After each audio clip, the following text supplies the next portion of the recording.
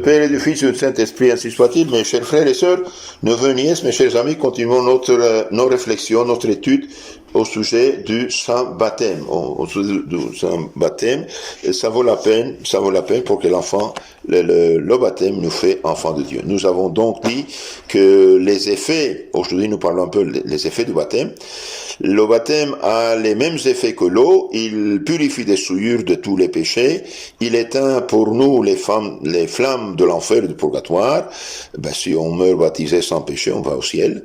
Nous communique une vie nouvelle, la vie de la grâce, l'enfant de Dieu, calme la soif de notre âme, nous donne la force d'observer les commandements, nous fait porter des fruits pour la vie éternelle et nous introduit dans la société universelle de l'Église. Nous avons dit, l'eau purifie le corps des souillures, éteint le feu. Froide, elle fait revenir à lui celui qui est évanoui. Elle étanche la soif, fortifie le corps et rend les champs fertiles. C'est par elle que le blé devient du pain. Le baptême produit les mêmes effets, mais d'une manière spirituelle. Le approcher du feu en prend la vertu. Ainsi, le baptismal reçoit une vertu divine par l'opération du Saint-Esprit. Tout enfant nouveau-né a le péché originel, c'est-à-dire est né privé de la grâce de la sainteté pour le péché d'Adam et Ève, pour en dire originel. Tout enfant nouveau-né a les péchés originels, les adultes ont en outre des péchés personnels. Tous ces péchés disparaissent dans les fonds baptismaux comme l'étincelle dans les eaux de l'océan, dit saint Grégoire le Grand. Aussi, n'a-t-on jamais imposé de pénitence à ceux qui venaient d'être baptisés? Celui qui se confesse ne reçoit pas de pénitence, mais celui qui baptise ne reçoit pas de pénitence. Pourquoi? Pour que le baptême efface tout. Celui qui meurt immédiatement après le baptême va donc directement au ciel. Il est délivré du feu de l'enfer sans passer par les flammes du purgatoire. C'est pourquoi, au commencement du christianisme, beaucoup de catéchumènes, comme Constantin le Grand par exemple, attendaient pour recevoir le baptême jusqu'à le lit de mort. Baptême bien inutile si leur conversion n'était pas sincère. Et donc, il y avait dans les premiers siècles des gens qui disaient, on baptise les jeunes après que passe la jeunesse. On le mettait quand même dans le grand danger de mourir, non? Sans baptême. Comme le baptême reçoit le Saint-Esprit, comme le baptisé reçoit le Saint-Esprit, et avec lui la grâce sanctifiante, son âme commence une vie nouvelle, c'est-à-dire la vie de Dieu. Le baptême est donc la naissance de l'âme, tandis que les autres sacrements en sont la nourriture ou le remède. Et il se nomme régénération parce que nous recommençons une vie nouvelle.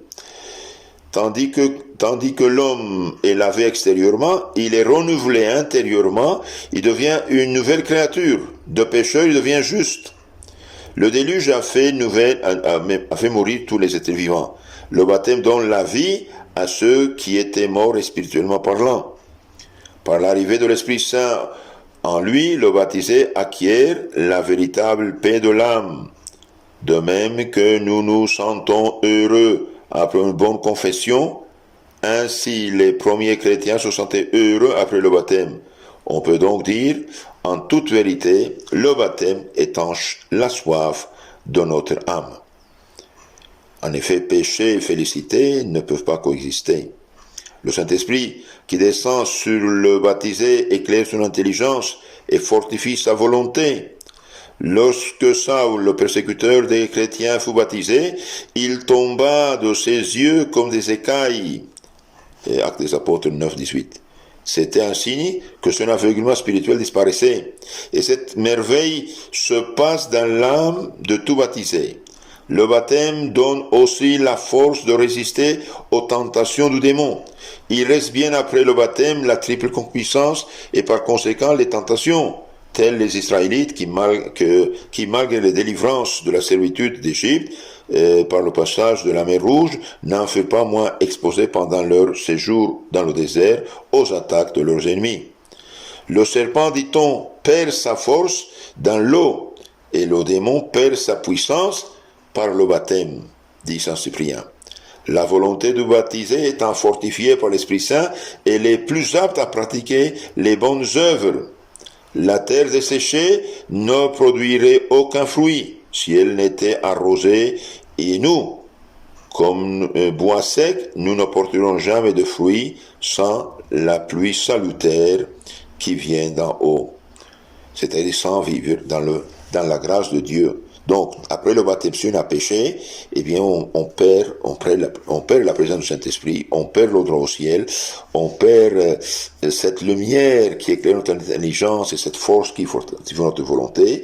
On est vraiment comme un cadavre ambulant. Pour cela, il faut se confesser, et notre Seigneur, sachant que nous allions pécher après le baptême, eh bien, il nous a donné le pardon des péchés par l'Esprit Saint. Recevez, dit aux apôtres, l'Esprit Saint.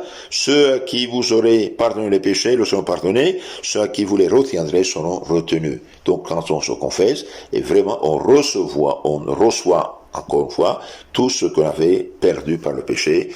On reçoit l'illumination de l'intelligence, force de la volonté et les vertus, et surtout l'Esprit Saint et la charité. Celui qui a l'Esprit Saint possède aussi l'amour de Dieu, qui nous unit intimement à Dieu. Saint Jean 14, 23. Nous devenons un avec Jésus-Christ par le baptême, dans lequel nous recevons l'Esprit Saint et avec lui l'amour de Dieu. Donc dans le baptême, on reçoit l'Esprit Saint de Dieu, qui est l'amour de Père et de Fils en fait, et on reçoit la vertu de la charité, de l'amour divin. Galates 3, 27. C'est par le que le blé devient du pain. C'est par le baptême que nous devenons avec Jésus-Christ un. Par lui aussi nous sommes unis à Jésus-Christ comme les membres du corps avec la tête. Nous devenons les membres d'un grand corps qui est animé par Jésus-Christ. 1 Corinthiens 12, 13. Toutes les grâces que reçoivent les membres de l'Église proviennent de Jésus-Christ, dit saint Augustin. Il est donc réellement le chef vivant du grand corps de l'Église, et nous en sommes les membres. 1 Corinthiens 2, 15. Nous lui sommes incorporés par le baptême. Acte 2, 4. Le baptisé est comme détaché du tronc de vieil Adam coupable et entré sur Jésus-Christ comme un nouveau Adam. Il n'est plus le descendant d'Adam charnel, mais celui du Sauveur. Le baptême ressemble à la porte de l'arche de Noé. C'est par lui qu'on entre dans l'Église. Qu'ils sont grands les effets du baptême, de tous les bienfaits de Dieu, la grâce du baptême est le plus excellent, le plus magnifique, le plus précieux, dit saint Grégoire de Nazianze. Comme nous désirerions ardemment le baptême, si nous n'avions pas reçu. Donc le baptême, c'est très important.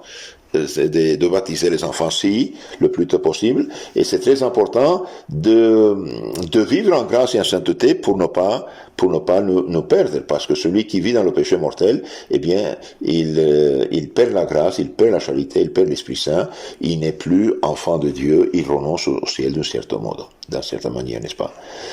Le baptême donc est absolument nécessaire. Le baptême est absolument nécessaire au salut. Par conséquent, les enfants qui meurent sans baptême n'entrent pas au ciel. Et les parents qui, par négligence, ne baptisent pas leurs enfants, pêchent. Si un enfant, ils privent l'enfant de la vie éternelle. Si quelqu'un dit Jésus-Christ ne renaît pas de l'eau et de l'Esprit Saint, il ne peut pas entrer dans le royaume des cieux. Saint Jean 3, 5. Jésus n'exclut personne, de même que l'eau est absolument nécessaire à la vie, ainsi le baptême est indispensable pour la vie éternelle. Mais parce que le baptême est d'une si grande nécessité, Dieu a voulu qu'il fût extrêmement facile de le recevoir. De l'eau, il y en a partout. Il ne faut que de l'eau pour conférer le baptême, et on peut le trouver partout. Tous les enfants peuvent être baptisés, et toute personne peut baptiser en cas de nécessité. Le baptême du désir même suffit quand il est impossible de recevoir le baptême d'eau. Donc, supposons un enfant va mourir, il n'y a pas de prêtre, il n'y a pas de diacre.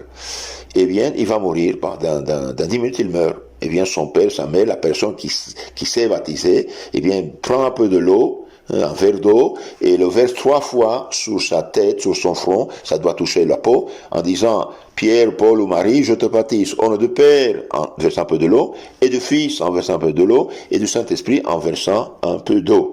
Et si une personne est grande, elle va mourir et n'est pas baptisée, s'il a le désir de recevoir le baptême, mon Dieu, je me repens de tout cœur, de tous mes péchés, je veux faire votre sainte volonté, je désire faire votre sainte volonté, eh bien, il a le désir du baptême, Dieu le purifie.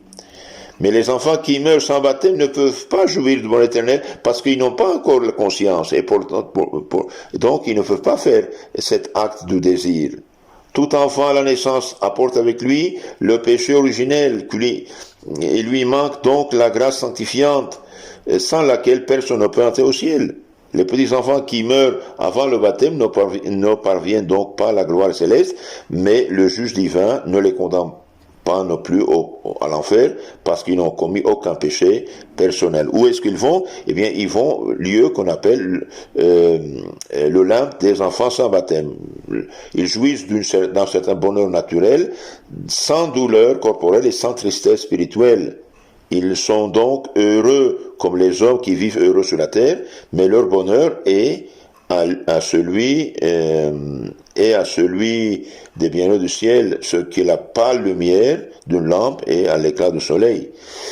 Bon, ce n'est pas la même chose, quoi. C'est comme une petite lampe et le soleil. Ben, c'est ça. Le soleil, c'est le ciel. Une petite lampe, c'est le bonheur naturel. Elle est donc terrible la responsabilité des parents qui, par négligence, laissent leurs enfants mourir sans baptême. La félicité éternelle de l'enfant dépend donc complètement de la volonté des autres et surtout des membres de la famille. Saint Augustin raconte qu'un enfant mort ressuscita devant les reliques de Saint Étienne afin qu'il puisse être baptisé. Donc l'enfant nous fait enfant de Dieu, l'enfant purifie des souillures de tout péché. L'enfant nous donne la grâce, nous donne l'Esprit Saint, une nouvelle vie, calme la soif de notre âme, nous donne la force d'observer le commandement, nous fait porter des fruits pour la vie éternelle et nous introduit dans l'Église. La grâce du baptême illumine notre intelligence, fortifie notre volonté, nous fait enfants de Dieu. Donc, et celui qui ne fait pas baptiser ses enfants, bon, il les prive d'un don divin, et si les enfants meurent sans baptême, ils n'iront pas au ciel. C'est dommage. Hein. Ce que je suis en train de dire, je le lis dans le catéchisme catholique populaire de François Spirago. Vraiment, c'est un livre merveilleux. Si vous pouvez l'avoir, ayez-le, c'est le meilleur des catéchismes que nous avons. Que Dieu vous bénisse, la Sainte Vierge vous protège. Dans la causerie suivante, on va parler encore un peu plus.